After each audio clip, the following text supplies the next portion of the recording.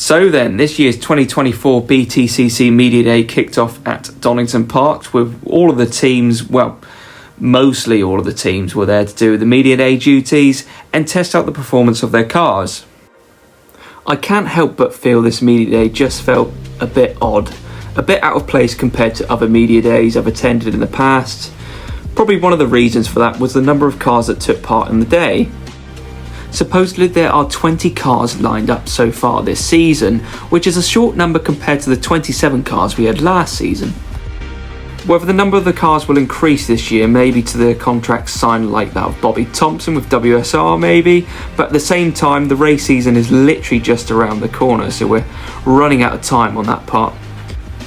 Will it make a difference to the races in a bad way? I don't think it should, especially when the new rule changes introduced. The racing should be more interesting with the tweaks made to the formula. That's both in the qualifying and the races. And even if it felt a bit different on the day, the fan side of the motorsport series was still very much the same, with it being very busy in the autograph session.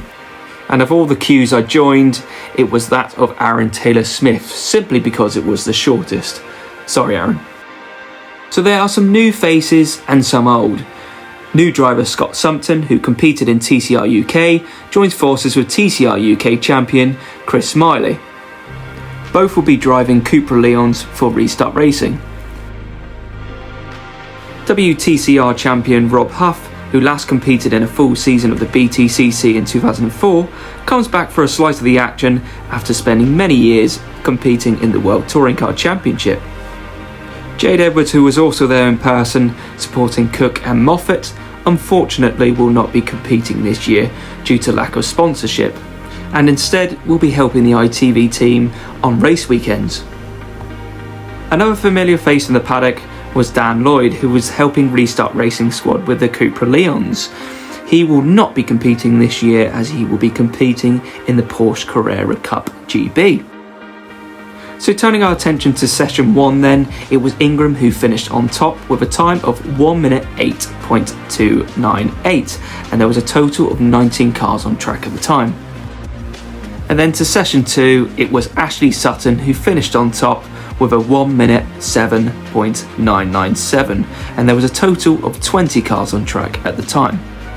So all was going well in the second session when the heavens decided to open.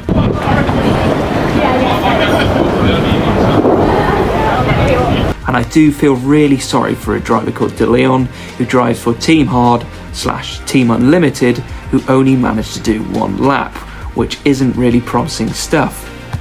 And looking at the combined times of the day, with the top 10, it was Ashley Sutton in first, Dan Camish in second, Tom Chilton in third, Tom Ingram in fourth, Daniel Rowbottom in fifth, Jake Hill in sixth, Rob Huff in seventh, Colin Turkington in eighth, Andrew Watson in 9th, and Ronan Pearson in 10th.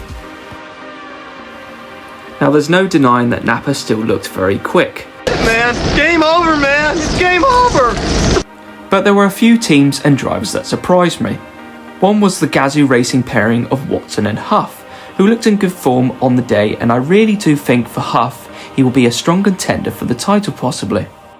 Napa hasn't been standing still, but neither have a lot of the other teams, with Ingram expressing a lot of optimism for his title chances, considering Accelerate are now linked with the very successful Team Dynamics squad and the increased prep time they've had for the pre-season testing. In general, I'm very excited for this weekend, considering the changes also being introduced. Let's see how things pan out first, and hopefully we should be in store for a great season. But again, thanks for watching, and I'll see you again in another video.